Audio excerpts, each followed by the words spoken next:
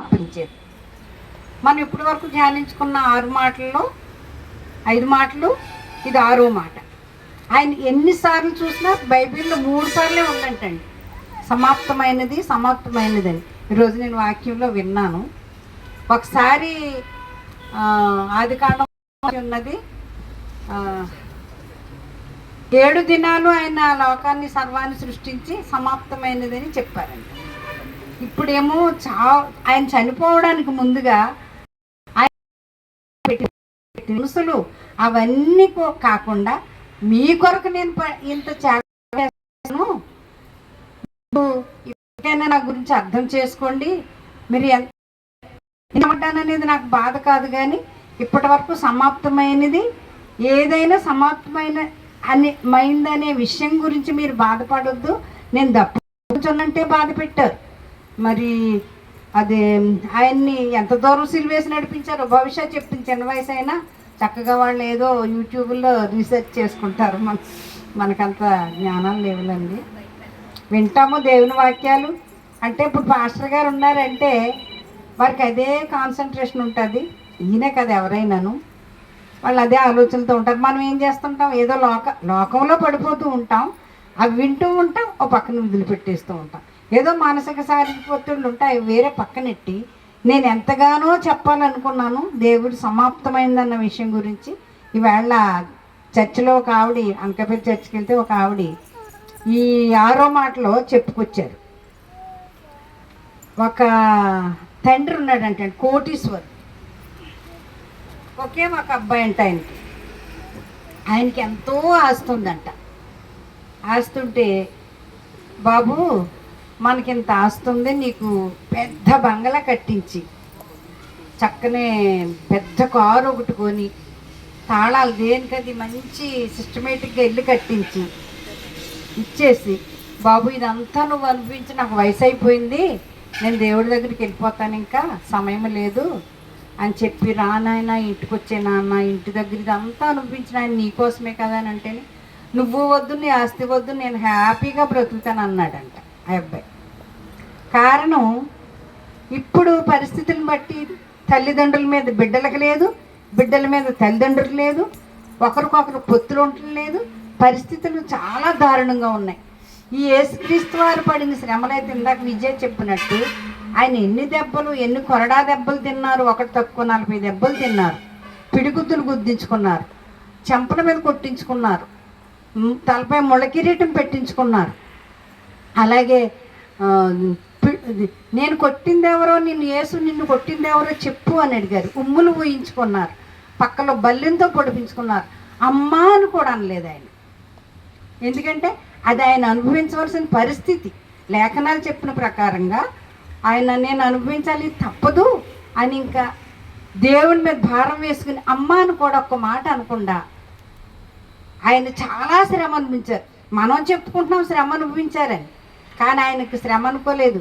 ఇది నా డ్యూటీ, చెయ్యాలి, తప్పదని ఎంతో ధైర్యంగా మన కొరకు ఎంతో రక్తం కార్చి మరి ఎంత దూరం నడిచి వెళ్ళారో ఆ సిలువెత్తుకుని 150 కేజీలు బరువు అంటున్నారు. ఒక కర్మొక్క తీసేసరికి ముందుకు పడిపోతాం. అటువంటి పరిస్థితుల్లో మరి ఆయన ఆ రకంగా ఇన్ని శ్రమలు అనుభవించి మన కోసం ఇంత త్యాగం చేస్తే సింపుల్గా 2 ముక్కలతో చెప్పేసుకుంటున్నాం. యేసుక్రీస్తమ్మ సిలువేయబడ్డాడంట, చనిపోయాడంట, శుక్రవారం అంటారేంటి? మీ అందరికీ అదే, ఆయన ఏమో ఇన్ని శ్రమలు పెట్టి చంపేస్తే శుక్రవారం గుడ్ ఫ్రైడే అంటున్నారేంటని కూడా పెద్ద ఆర్గ్యూ వచ్చిందంటండి ఒకనొకప్పుడు పూర్వం. అది కూడా చెప్పారు ఈరోజు చర్చలో. దానికి ఆయన మా కొరకు సిలువలో ఎన్నో శ్రమలు పడ్డారు కనుక, త్యాగశీలు కనుక, ఆయన రక్తం కార్చారు కనుక, ఆయన కొట్టిన దెబ్బలకు కూడా అమ్మ అని కూడా అనుకోకుండా ప్రాణత్యాగం చేశారు కనుక మేమందరం ఈరోజు ఈ రీతిగా ఉన్నామంటే శుక్రవారం మా కోసమే త్యాగం చేశారు కనుక. ముందు బ్యాడ్ ఫ్రైడే అని కూడా అన్నారటండి ఒకనొకప్పుడు. అది తీసేసి అప్పుడు శుక్రవారం అని ఈ టైటిల్ పెట్టారండి. అవన్నీ లోతుగా వెళితే చాలా ఉంటాయండి, చెప్పేంత శక్తి అంత జ్ఞానం గలవాళ్ళం కాదు, మిడిమిడి జ్ఞానం. మరి ఇప్పుడు మన సువర్ణలతమ్మ గారు ఎంతో బాగా చెప్పారు, పాట కూడా చక్కగా పాడారు. లోకా 23:46 వరకు చూడండి. ఒక మాట చదువుదాము.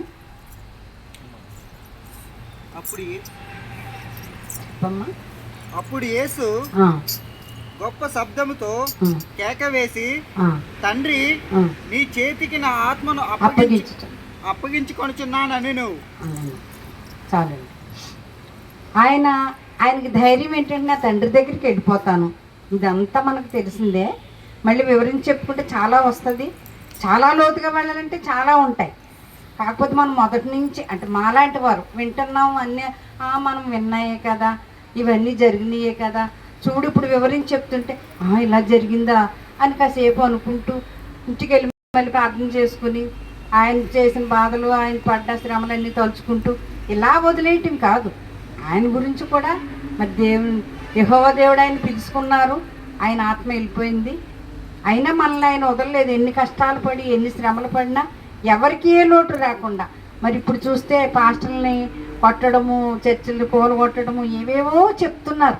ఒకనొకప్పుడు కరోనా వచ్చినప్పుడు ఇంకా ప్రపంచం అల్లకొల్లం మప్పి తారుమారు అయిపోతుందేమో, ఇంకా ఇది ఆగదేమో ఉండదేమో ఇంకా అనే దృష్టిలో చాలామంది ఇంకా చాలా కృంగిపోయారు. అయినా సరే దేవుడు మనల్ని ఎవరిని విడిచిపెట్టలేదు. అందరినీ క్షేమంగా ఉంచారు.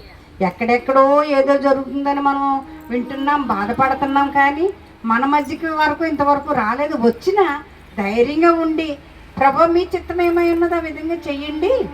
అంతేగాని మనం ఏమీ చేయలేం. కానీ ప్రార్థనలో మాత్రం విశ్వాసం ఉండాలి. చాలా బలంగా ప్రార్థన చెయ్యాలి. ఆ ప్రార్థనే దేవుని సన్నిధికి వెళ్తుంది. ఆయన పడ్డ శ్రమల్లో మనం ఒక్కటి పడలేము, అసలు ఏది చేయలేము. ఇన్ని శ్రమలు అనుభవించి ఆయన రక్తమంతా కాచి ఆ రక్తంలో మనల్ని కడిగి శుద్ధీకరిస్తే యేసుక్రీస్తు వారు చనిపోయారంటే మరి ఆయన దేవుడు కదా. 2 దొంగల్లో ఒక దొంగ అడిగాడు, ఏమయ్యా మరి కురేనీయుడైన ఒక అతను వెళ్ళిపోతుంటే ఈ క్రీస్తు వారు సిలువ పట్టుకుని వెళ్తుంటే ఈ సిలువ నువ్వు కూడా మొయ్యని అతని భుజం మీద కూడా పెట్టారండి. పాపం పల్లెటూరు నుంచి వచ్చిన అతని మీద. అతన్ని మరి ఏం నేరం చేశాడో తెలీదు. అతను కూడా సిలువ వేస్తే అప్పుడు అతను అన్నాడంట, ఏమయ్యా నువ్వు దేవుడు కదా, నువ్వు కాపాడుకుని మమ్మల్ని కూడా కాపాడవచ్చు కదా అంటేని ఈయనకి ఏమి కోపం రాలేదు. అవతల దొంగ, యేసు నువ్వు పరదేశంలో ఉన్నప్పుడు నన్ను జ్ఞాపకం చేసుకోమని వేరే దొంగ అన్నాడు. నిజంగానే ఆ 2వ దొంగనైనా పరదేశంలో చూసే ఉంటారు, మరి మనకు తెలియదు. కానీ అలాగే ఎన్నో ఎన్నో గూఢార్థాలు చెప్పుకుంటే చాలా చాలా బైబిల్లో ఏ ఒక్క వాక్యము కూడా పట్టిది కాదండి. ఇంతమంది రాశారు. లోకా గారు, మత్తయ్య గారు, మరి పౌలు గారు, వీళ్ళందరూ కూడా మంచి మంచి శిష్యులు ఆయన దగ్గర నేర్చుకుని ఎన్నో అనుభవించి, యోబు గారు అయితే ఒళ్ళంతా కురుపులు వచ్చేసింది. యోబు గారి గ్రంథం ఒక్కసారి చిన్న వాక్యం చదవాలనుకుంటున్నాను. యోబు గ్రంథము 3వ అధ్యాయము 2వ అధ్యాయము 10 నుండి చూడండి, 9 నుండి.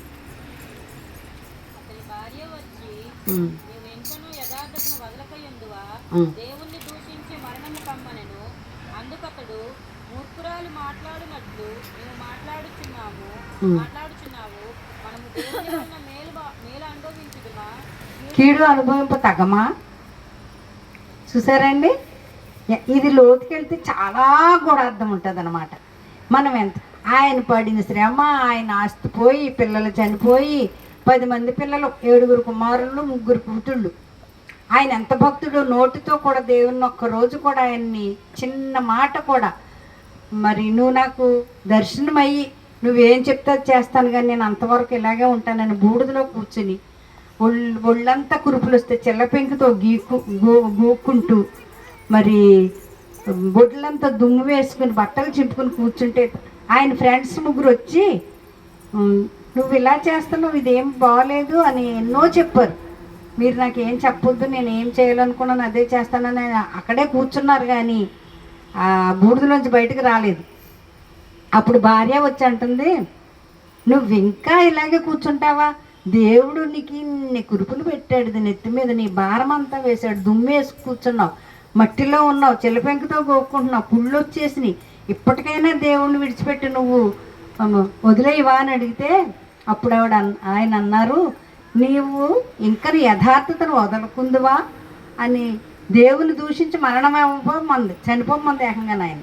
అందుకు అతడు మూర్ఖురాలు మాట్లాడినట్టు నీవు మాట్లాడుచున్నావు, మనము దేవుని వలన మేలు అనుభవించదుమా, కీడు మనం అనుభవించతగమా అని అడిగారు యోబు గారు. అంత దయనీయమైన మనసు మనకు ఉంటుందండి? ఉండదు. ఏ విషయంలోనూ ఉండదు. ఇప్పుడు ఇక్కడి నుంచి బయటికి వెళ్ళామంటే మరి పాపలోకంలో పడిపోతాం. అయ్య బాబోయ్ అక్కడ పని ఉంది, ఇక్కడ పని ఉంది.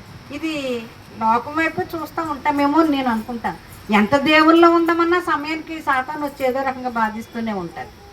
అలా కాకుండా చిన్న బిడ్డలు మొదలుకొని మాలాంటి వృద్ధుల వరకు కూడా తెలియని విషయాలు తెలుసుకుంటూ ఇప్పటి వరకు చెప్పారు చక్కగా 5 మాటలు చెప్పారు, ఎంతో గొప్పగా విన్నాము. ఆ విధంగా మరి నాకు వచ్చిరానేవేవో చెప్పాను. యోహాను 17:15 చదవమ్మ ఒకసారి.